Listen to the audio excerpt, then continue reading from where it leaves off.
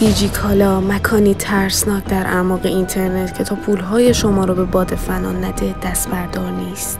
ولی من این بار خودم رو کنترل کردم و فقط با کمتر از 1,000,000 تومان تمام لوازم آرایشی مورد نیازم رو خریداری کردم. اما اینکه آیا چیزایی که خریدم به درد جرز دیوار میخوره یا نه رو باید با هم دیگه ببینیم. من یه بسته سفارش دادم از دیجیکالا، اونم از ارزون ترین لوازم آرایشی دیجیکالا، یعنی با کمتر از 1,000,000 تومان من کل اینا رو گرفتم. بچه‌ها یعنی همه چی گرفتم، همه چی.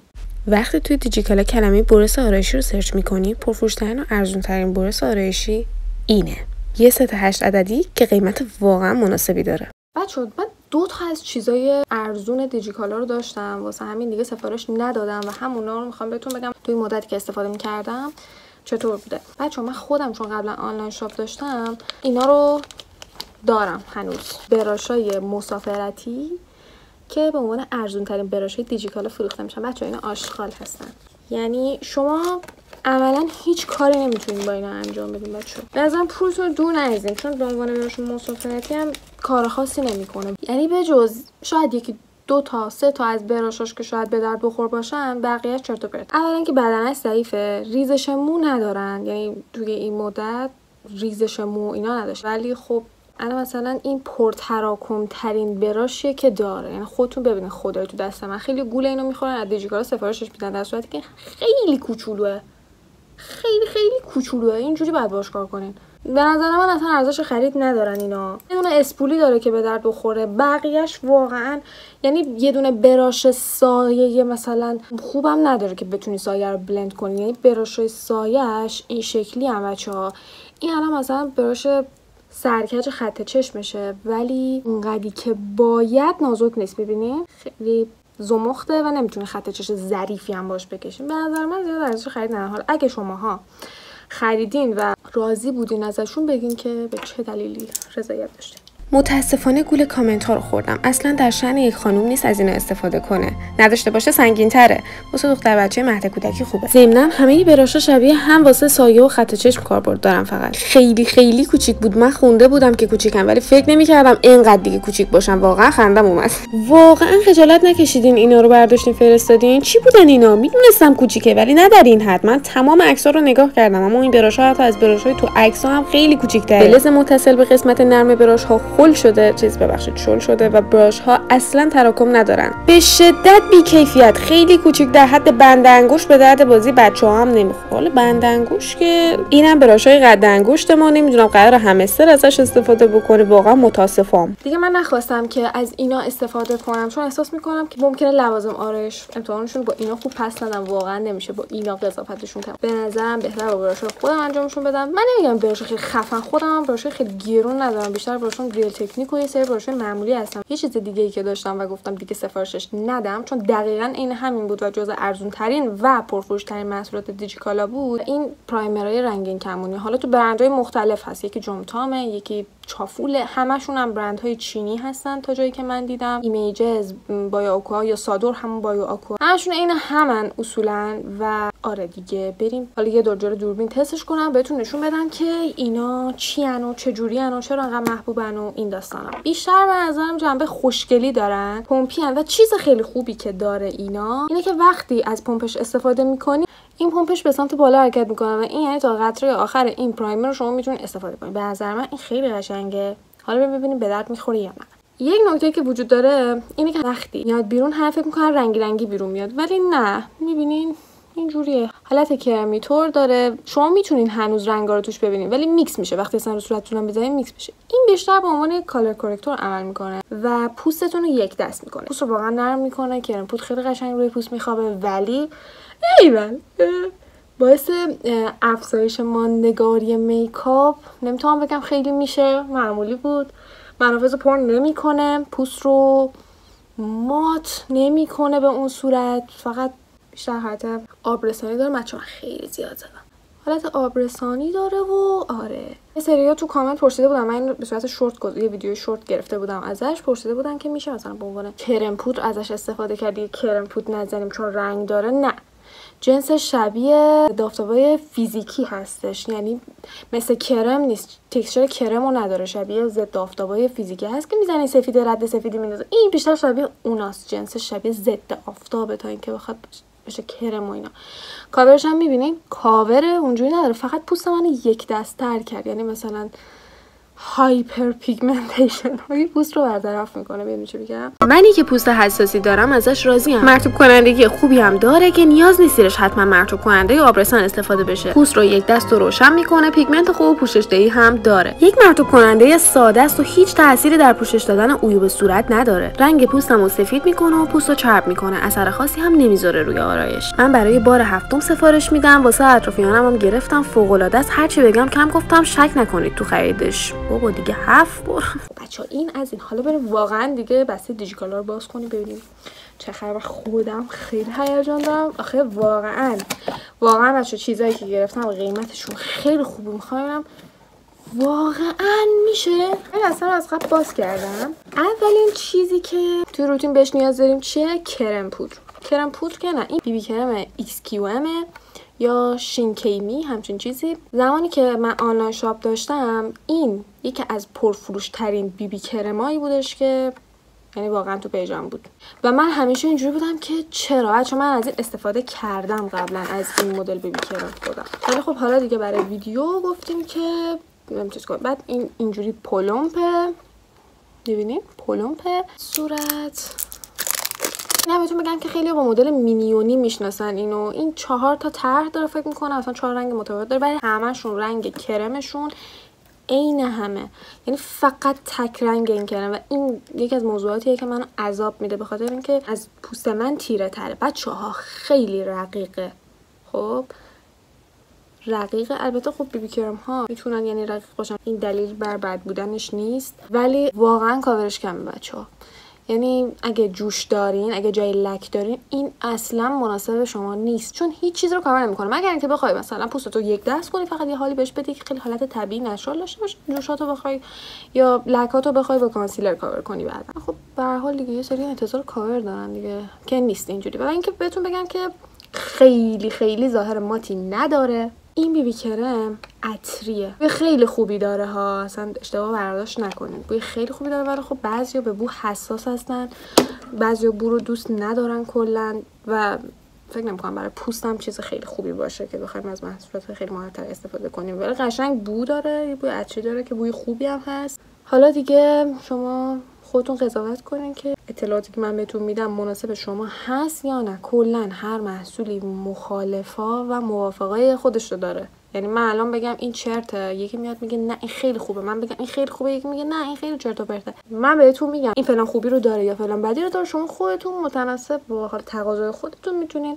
تهیه‌اش کنین. رنگش طبیعیه، یعنی برای پوستای گندمی روشن به نظر مناسبه. اگه سفید هستین شما رو تیره میکنه. من الان نور دارم البته، ولی با دستم اگه مقایسه کنین این یکم اکسید میشه، یعنی در مجاورت هوا که قرار میگیره یه مقداری رنگش تیره تر هم میشه باز. و اگرم رنگ پوستتون سبز گندمی تیره برنز باشه اصلا به درد شما نمیخوره. ولی یکی از خوبیاشو که بگم اصلا باعث شده این بیبی کرم خیلی محبوب باشه این بوده که روی پوست فوق‌العاده بچه‌ها قشنگ میخوابه، یعنی واقعا خوشگله روی پوست. و به نظرم حتی اگه آبرسان هم نزنی که کار بدی میکنی اگه آبرسان نمیزنی، ولی باز هم با این حال فوق‌العاده قشنگ روی پوست پخش میشه. من بهتون نشون بدم، ببینید خیلی قشنگ روی پوست پخش میشه و این ظاهرش رو حفظ میکنه. من که ندیدم مثلا روی پوست بخواد خیلی خراب بشه و این داستانا، میمونه همونجوری. و میبینین ظاهرش نمیتونم بگم کاملا ماته، نمیتونم بگم خیلی براقه، میگیره خودشو بعد یه مدت، ولی مثلا مات هم نیست. خیلی خوبه، پوستو یک دست میکنه، صاف و شفاف، کاور بالایی نداره. خوبیش به همینه که وقتی کسی بهت نگاه میکنه صورتت به صورت کاملا طبیعیه، یه درجه روشن شده و یه دست بدون کیکی شدن پوست، چون کاملا نچرال میکنه پوستو. من پوستم مختلط و گندمی روشن، خیلی راضیم، حس سنگینی نداره، برام اصلا شدن سبک و مناسب پوست روشن و چرب و انتظار کاور بالایی نداشته باشی. من پوستم خوبه، فقط صاف و یک دست ترش کرد. شلو آبکی. متاسفانه من بر اساس نظرات خریدم، ولی اصلا خوب نیست. شل آبکی خیلی روشن و مناسب پوست گندمی نیست، مثل گچ سفید. پوشش اصلا نداره، حتی در حد یه ضد آفتاب هم نیست. دیگه خوددانی. تقریبا برای استفاده روزانه مناسبه، چون حتی پوشانندگی معمولی هم نداره و انگار هیچ چیزی استفاده نکردی، ولی قیمتش مناسبه. من دومین بار سفارش میدم و هر دوبار کرم پلمب نبود. قطعا این کرم فیکه، چون اصلا کاور خوبی نداره، حتی به عنوان کرم روزانه. پس واتر تینت چنل هم الان فیکه دیگه، چون کاور نداره. اصلا خوب نبود. یک کرم بیرنگ شل و بیخود. یکی از مسخره بازی‌های جدیدی که دیجیکالا در میاره اینه که محصولاتو میگیره یهو مثلا میگه دیگه نمیتونیم برات بفرستیم، کنسل میکنه. الان برای من یه پالت رژگونه هایلایتر رو نفرستاد و کانتور مایه من سفارش داده بودم، اونم کنسل کرد. واقعا اذیت کرد. سفارشم که دیرتر به دست اومد. دیجیکالا خیلی بدی. مثلا یادم نمیاد که این چه کانسیلری بود. کانسیلر گلد آنجل فرشته طلایی. این بچه ها این شما که یه چیزی نمیندازه بچه ها شب شارلت تیلبری نیست؟ نه، شارلت تیلبری مناطق محروم. آره من فکر کردم که این ایرانیه ولی نیست. فکر میکنم بچه چینی باشه. اینگریدینت هم که من واقعا حالیم نمیشه، سر در نمیارم. یعنی بچه من استفاده میکنم، پیشنهاد میکنم، ترکیباتش به من ربط نداره. من زیاد علم دانشش رو ندارم. من صرفا ظاهر، بر اساس ظاهر دارم قضاوت میکنم که آیا خوب هست یا نه. روش نوشته که فول کاور هست، ادعا کرده دیگه باید برآورده کنه. بچه قیمتش خیلی خوب بود واقعا. من رنگ فیر رو سفارش دادم، ولی کاش فیر رو سفارش نمیدادم، چون حس میکنم بچه من پوستم روشنه ولی این خیلی خیلی برای من سفیده نیست. احساس میکنم گچ میشم و من چون دورششم تیر از گودی داره خیلی چیزای سفید. از این چیزش خیلی خوشم و حجمش 15 میله، حجم خیلی زیادی داره. ببینیم بچه بوی خوبی نداره، یکم بوی آمپول میده، میدونی، بوی شیمیایی. ما کاری نداره، ما استفاده میکنیم فعلا. بچه خیلی روشنه برام. حالا کاور رو بده یه کارش میکنیم، اشکال نداره. فردا سرش من یه مقدار بهش فرصت میدم تا خودشو بگیره، بعد بلندش میکنیم. بچه آندرتون صورتی داره، خیلی قشنگ بلند میشه. خب این کره ولی رقیقه، یعنی رقیقه که منظورم اینه که اونجوری که ادعا میکنه فول کاور رو اینا نیست واقعا. تیرگی زیر چشم هم میبینی. بچه هم خیلی هم سفیده، توسی کرده، خاکستری شده. بچه شبیه ترامپ شدم واقعا. بچه شبیه ترامپ شدم. اون زمان بود بچه مود بود قدیما میرفتن اسکی عینک میذاشتن، خیلی گنگ بودن، شبیه اونو شدن. دموده شدم بچه، دموده. واقعا خوبه کاورش، نمیگم عالیه، ولی برای استفاده روزانه مناسب، ماندگاری خوبی هم داره، ولی فقط حجمش کمه متاسفانه. داشت تو 105 تومن بیشتر پول نمیدی. شماره کانسیلر اشتباهه، خیلی خیلی روشنه و من بافت و توناژ رنگیشو دوست نداشتم. سفیده و خشک روی پوست، نه ولی خدای خشک کنم. از این میگذاریم میریم سراغ محصول بعدی، پودر فیکس تاشکو. بچه‌ها تو ترکیباتش اولین ترکیبش تالک. حالا لگراند رو نمیدونم بچه‌ها، نمیخوام گناه برندا رو بشورم، ولی این پودر فیکس ارزون قیمت ایرانی هر چی که تست کردم اولین ترکیبش تالک بود که اصلا چیز خوبی نیست، چون خیلی سوال میکردن که چه اشکالی داره ما داریم پودر بچه استفاده میکنیم، چرا میری 2-3 برابر پول میدی پودر فیکس میخری؟ پودر بچه هست، پودر بچه فیروز. بچه تالک خیلی خطرناکه، یعنی رو همون پودر بچه فیروز هم نوشته که غیر قابل استنشاقه. حواستون باشه دارین استفاده میکنین نره توی ریات و مجاری تنفسیتون، به خاطر اینکه اگه تالک مرغوب نباشه دور از جون سرطان و این داستانا. خب اول از پکیجینگ شروع میکنیم. پکیجینگش خیلی ضعیفه، چیپ پلاستیکی، خط و خشاشو نمیدونم شما میتونین ببینین یا نه میبینین. قشنگ پلاستیک. سلام سرطان. خیلی چیپه پکیجینگش، واقعا چرت و پرت لاکیه، شبیه قوطی دستمال مرطوب پاک‌کننده بچه هاست. این سفته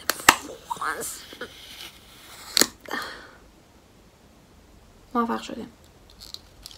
صلوات محمد ختم کنی.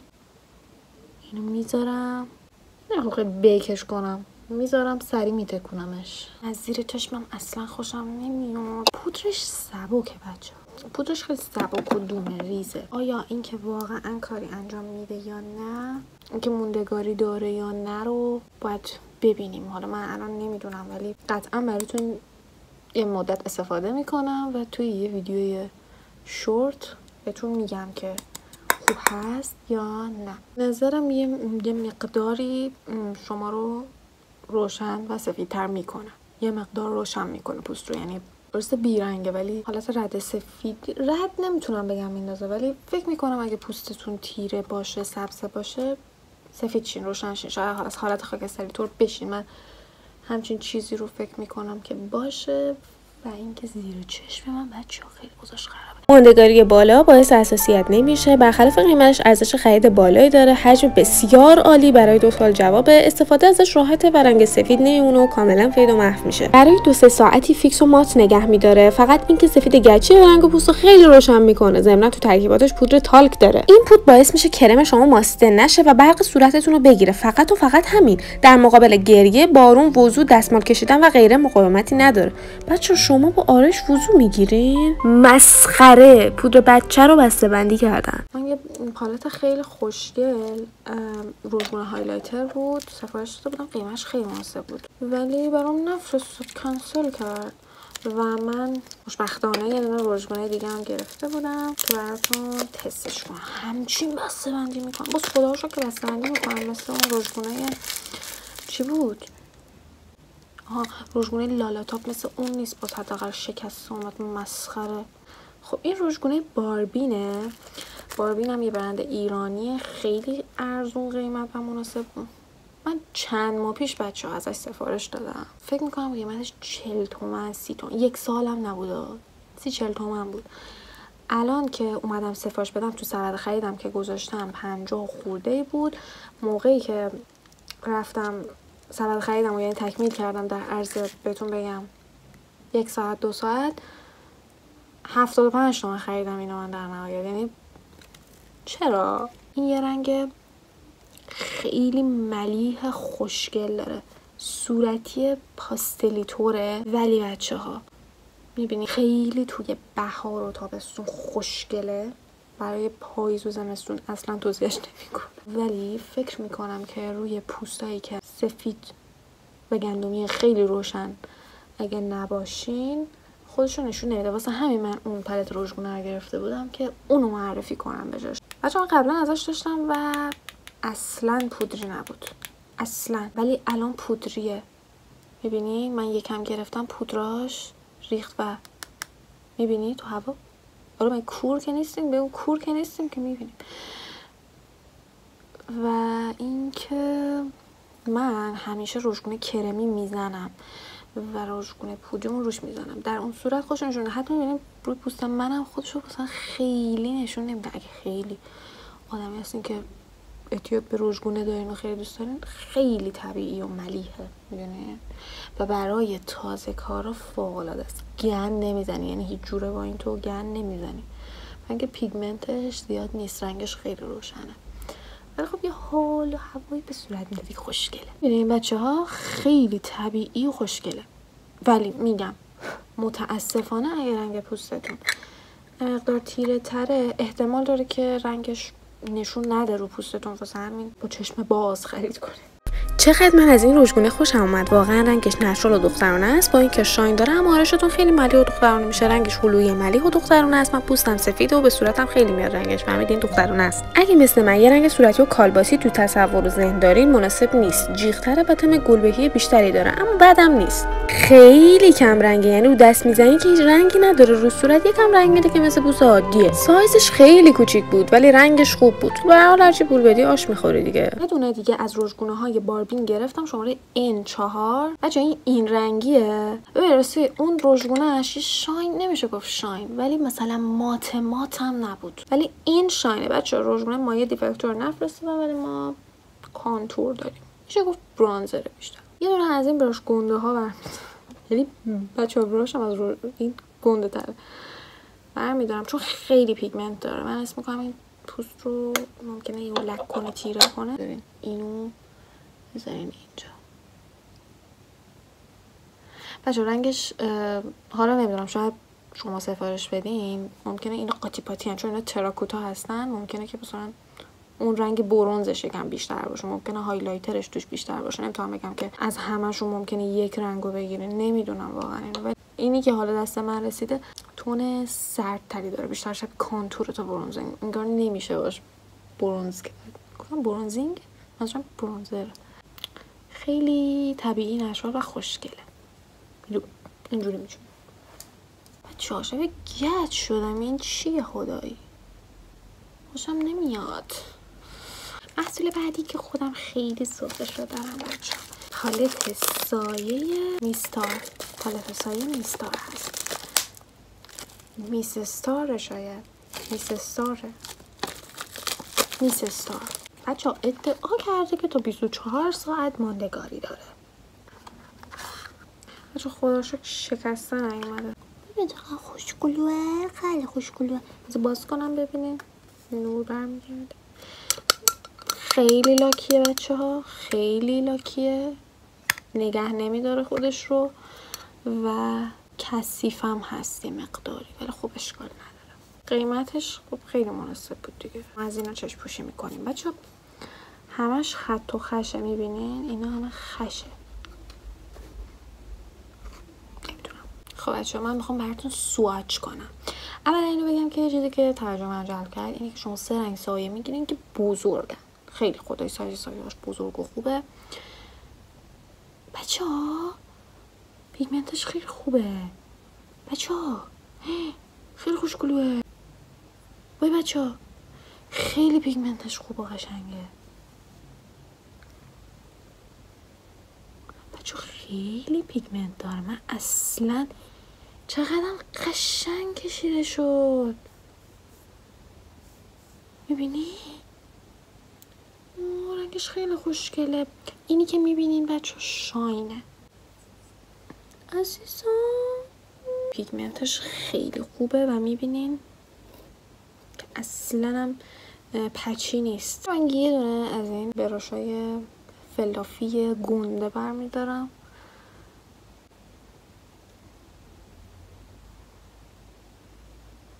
میبینین چه پیگمنتی داره؟ واقعا خیلی خوب. من با این گونده برداشتم. وقتی با این براشای گونده برمیداری انتظار پیگمنت زیادی نمیتونی داشته باشه، ولی کاملا با اینکه روشن ترین رنگش بود رنگ میده.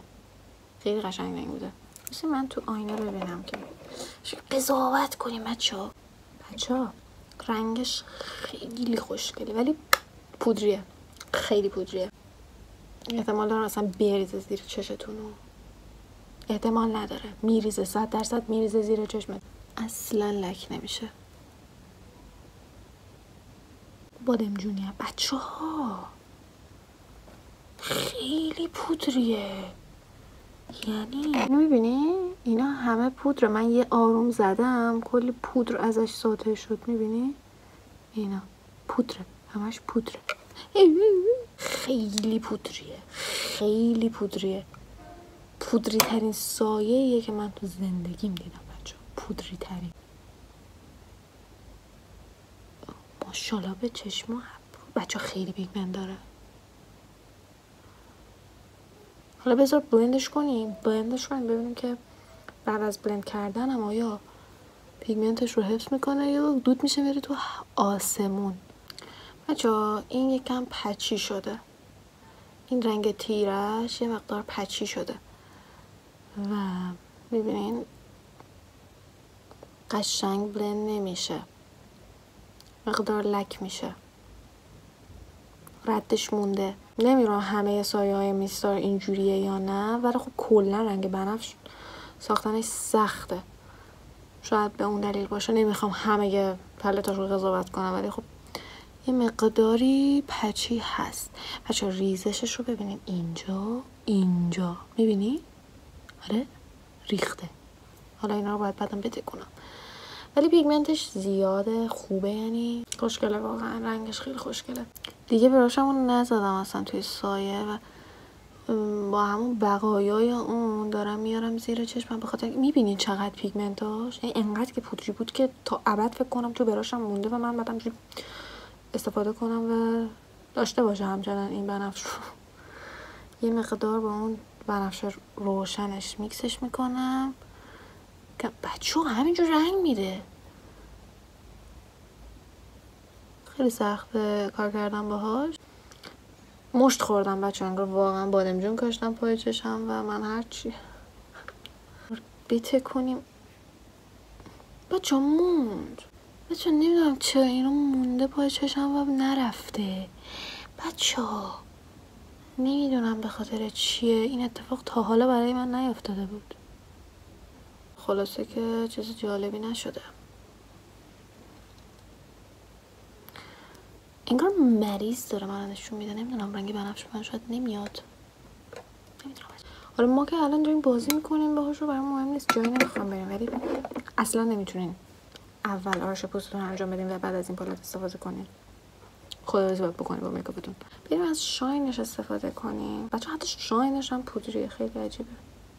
حالا کمتر، اونقدر نیست. کاش که واقعا شاینش روشن‌تر بود بچه‌ها. اون وقت به نظرم خیلی قشنگ‌تر میشد اگه مثلا پاکش کنم. از عشقم به عنوان هایلایتر استفاده میکنم و اینجا رو روشن‌تر میکنم به خاطر اینکه اوضاع خرابه. به نظرم فکر خوبی نبود توی این سایه این شاینو گذاشتن. میبینید چشم بازتر میشه، خیلی قشنگتر میشه. چی بود؟ من خیلی نمیتونم بگم از آرایش چشممون راضی هستم. واقعا به جای اینکه بلند بشه سر جای خودش فقط رفت حرکت کرد و تا شقیقه های من اومد. این سایه انقدر که پودری بود، انقدر که پیگمنت الکی داشت، خیلی پودری بود، کشیده شد تا شقیقه هم. شاید هم بد نیست، نمیدونم، شما بگین خوبه یا بده. فقط وقتی که موج مصنوعی میذارم از خط چشم ماژیک استفاده میکنم ترجیح میدم بازم تا میتونم از خط چشم ژله‌ای استفاده کنم. تو مواقع روزانه من مداد چشم استفاده میکنم، اما یه چیزی رو خیلی دارم میخواست تست کنم، اونم این آکواهای چشم بود. از اینا خط چشم کریولان، حالت سایه هستن، سایه مشکی. من رنگ مشکیشو گرفتم بچه، پودر نشده باشه فقط. از این آکواها نمیدونم حالا آب میریزن توش یا همینجوری استفاده میکنن. بچه روش آلمانی نوشته، فکر میکنم حالا آلمان باشه، نمیدونم. حالا قیمتش که خیلی خوب بود. بچه خیلی صفحه نمیدونم، میترسم بشونمش. وی بچه پیچوندنی نبود، باید میکشیدم. خیلی زیاده توش، میبینی تا این تهش فکر میکنم که پره و خیلی سنگین و زیاده. بچه باید خیس شه، رنگ نمیده. من فکر کردم میتونم از حالت خشک ازش استفاده کنم. خوشم نیامد. نه اشکال نداره. من چون قلم خط چشمی نداشتم، قلم خیلی ظریف، از این قلم های 3-0 گرفتم. قیمتش خیلی ارزون بود. من قبلا از اینا برای طراحی ناخون گرفته بودم، راضی بودم. الان یه مدل دیگه شو گرفتم ببینم. من فکر کردم این نه خوشم نیامد. تو کامنت ها نوشته بودن خیلی متراکمه و ای بابا. بچه خب حالا در نگردم یه محافظی هم داره، حالا قلمش که میذارن سرش که موهاش خم نشه، ولی اونقدری که فکر میکردم تراکم نداره، خیلی نرمه. من حالا دلم خواست سفتر باشه و اینکه بچه سرش تیز نیست. باگه دیگه، نه بچه بگیم که این باگه، این تیز نیست، این کاملا کات خورد. حالا شاید نتیجه خوب باشه. من آب ندارم دم دستم، قلممو خیس کردم. قلمه که مثلا یکم خیس شد، خط چشم شد، یکم تیزتر شده، ولی خب استفاده کنیم ببینیم قلمش به درد میخوره یا نه. اوکی بچه من فکر نمی کردم انقدر مشکی باشه. گفتم من انتظار سایه داشتم، یعنی فکر نمی کردم باید آب بریزم توش. آکوا بودا، من نمیدونم چرا فکر کردم میتونم بدون آب استفاده کنم، ولی بعدم نیومد. قلمش هم بد نیست بچه‌ها. یه مقدار مثلا دارین استفاده میکنین خودتون باید سرشو تیز بکنین. من همیشه زیر چشمم میکشم. مثل خط چشمای ژله‌ای سیاه نیست ولی خوبه. خط چشم ژله خیلی گرونه، ولی با این هزینه که میکنی به نظرم خیلی خوبه، برات هم میمونه. ببینین واقعا میشه تیزش کرد. و جو میده برای کشیدن خط چشم ظریف که من فن خط چشم ظریف نیستم زیاد، ولی خب خیلی دوست دارم و به نظرم با این خیلی کارتون راحت میشه. راحت چون خط چشم ظریف که قیمتش خیلی خوبه، خیلی خوبه. من فکر نمی‌کردم راستشو بخواین به خیلی چیزای دیگه امید داشتم، ولی کاملا برعکس شد. زیاد امیدی به این نداشتم، ولی چیز باحالیه. به نظرم ارزش امتحان کردن داره. خیلی خوبه و مال من بعد 3 سال استفاده هنوز خیلی ازش کم نشده. فقط خیلی مشکی و خوب و روونه، ولی اگه مثل من پشت پلک و چشمتون عرق میکنه متاسفانه پخش میشه و میریزه. شاید راه حلی براش وجود داشته باشه، ولی علل حساب من این مشکل رو فعلا دارم، با وجود اینکه خیلی قشنگ با قلموی سه کشیده میشه. ماندگاری خیلی خوبی داشت. من 11 ظهر ساعت تا 1 شب ایستایی داشتم، ولی یکم ریزشو داره. استفاده ازش آسونه ولی ضد آب نیست، ولی به راحتی هم پاک نمیشه. پیشنهادش میکنم برای استفاده روزمره فوق العاده است. ولی بچه‌ها بین خودمون باشه، من خط چشم رو یه بار تا 24 ساعت امتحان کردم و اصلا ریزش و اینا نداشت، اصلا هم پاک نشد، تیکه تیکه هم نشد. خلاصه که راضی بودم. پس این دوتا در کنار هم واقعا پیشنهاد میشه.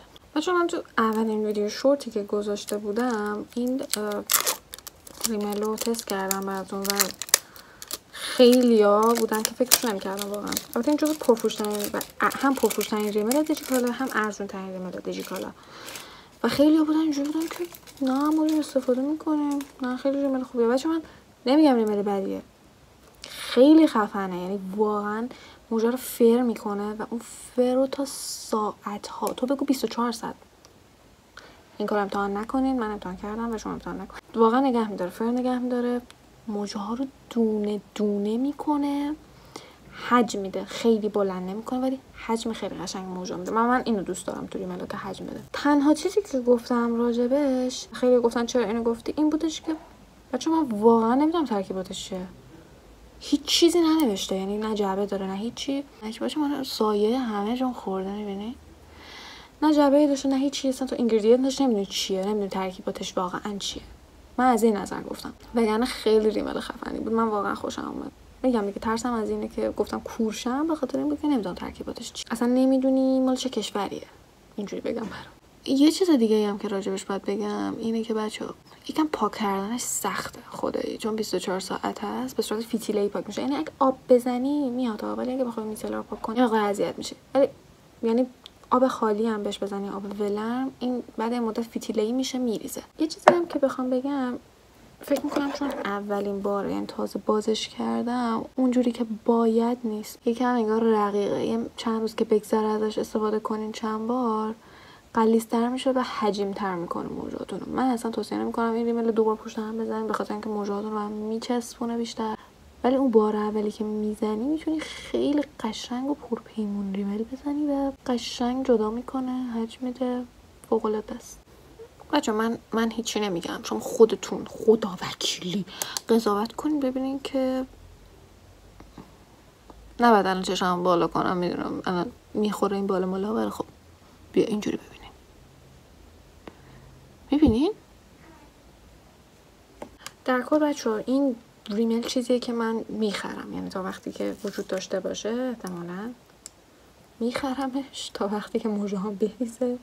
یکی از بچه‌ها بود گفت موجهاش میریخ با این، ولی واقعا به کسی توصیهش نمیکنم چون واقعا نمیدونم ترکیباتش چیه، ولی باحاله. بوی خاصی هم راستی نداره، یعنی بو داره، بوی ریمل میده، میدونم چی میگم. ازش راضی هستم و چند سالی هست ازش استفاده میکنم. ریزشی نداره و به راحتی پاک میشه. فقط برای پاک کردن باید صورت رو با آب معمولی بشورید و بعد چند دقیقه به راحتی بدون اینکه دور چشم سیاه کنی جدا میشه. موقع زدن یه ذره کش میاد، ضد آب نیست ولی ریزش هم نداشت. موجه رو به هم میچسبون، پر نمیکنه، اونقدری که گفتن سیاه نیست. کمی سنگینه، ریزش نداره، باهاش میشه خوابید، موجه ها رو به هم میچسبونه. اینش برای موجه های کم پشت خوب نیست. بعد از خشک شدن حالت صفر به خودش میگیره. این ریمل رو من از سر کنجکاوی گرفتم. خیلی خوب تعریف کرده بودن و خیلی بعد چند بار استفاده دارم این نظر رو می‌نویسم. این ریمل به معنی واقعی افتضاحه. 4 تا موجه رو یکی میکنه و شبیه پای سوسک میشه. هیچ کارایی خاصی نداره و عملاً بلا استفاده است. اگه وقتی ریمل زدن اشتباهی بشه به هیچ عنوان نمیتونی پاکش کنی از موجه، مگه با آب و شوینده. وقت شستن هم چند تا تلفات موجه رو داره. درسته که قیمت زیادی نداره، اما واقعا در حد همون پولم ارزش خرید نداره. یه چیزی که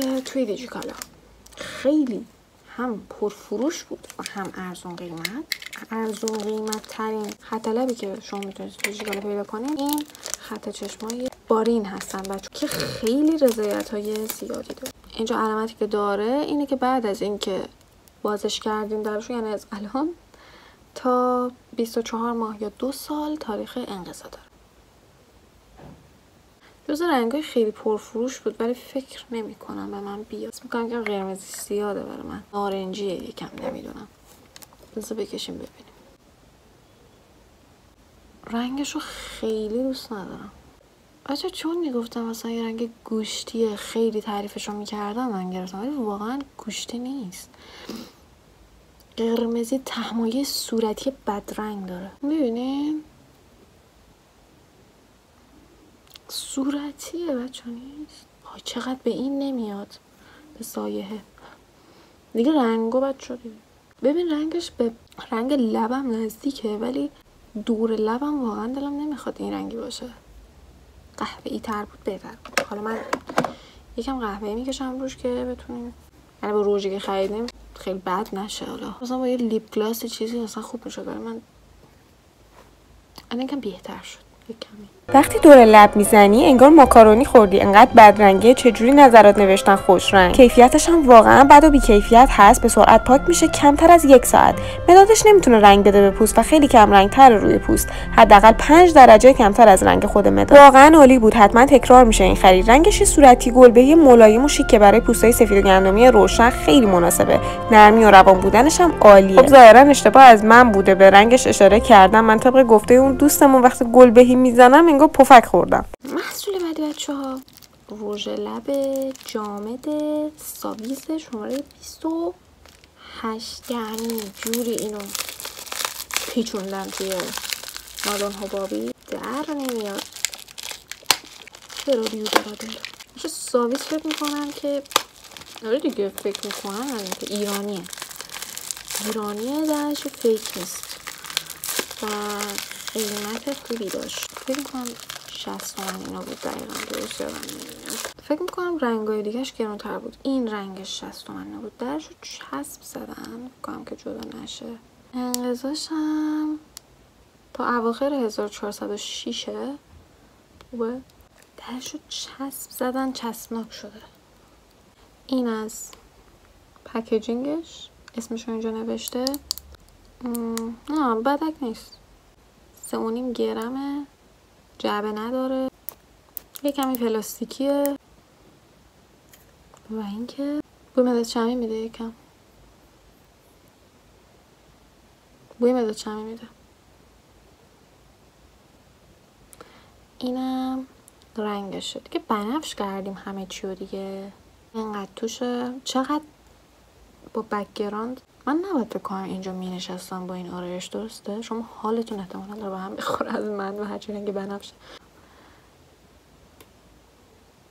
چه رنگ نمیده بچه ها. چقدر خوشگه بچه. واقعا مثل مداد شمیه. نمیکشه بچه. نمیخوام قور بزنم. من خیلی آدم بوش واقعا بده. اینکه سخت کشیده میشه. طعمش هم بده. مزه مداد شمی میده. نپرسین که چرا. میدونی مداد شمی چه مزه‌ایه ولی مزه مداد شمی میده بچه. این مثلا قرار بود یه مقدار حالت متالیک تور داشته باشه.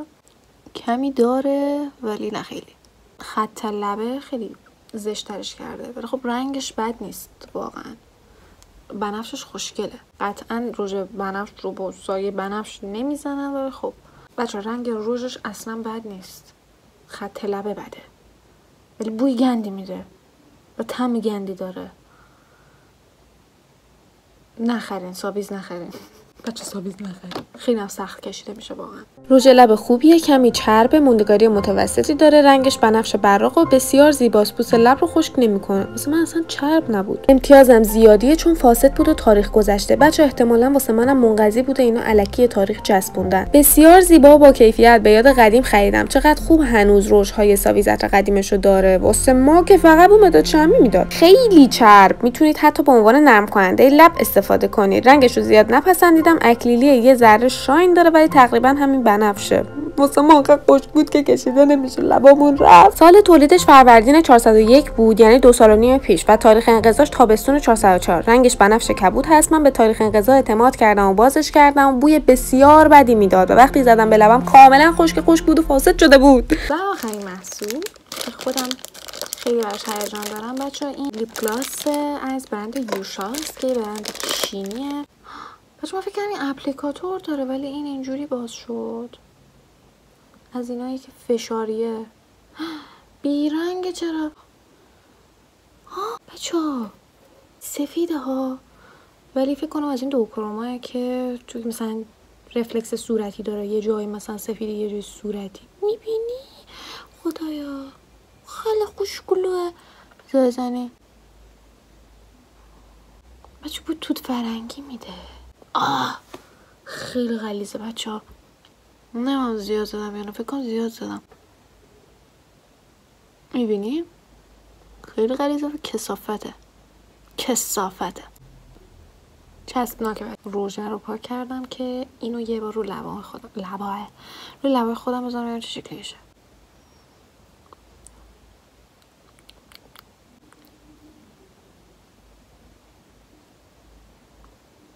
این دفعه میخوام کم بزنم واقعا. همون قدری که زدم بالا پایین پخش کنم.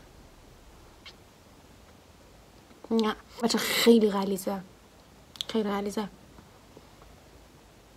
این حالت چسبناکو داره واقعا که خیلی زشته. این بینی بالا پایینو با هم میچسبه.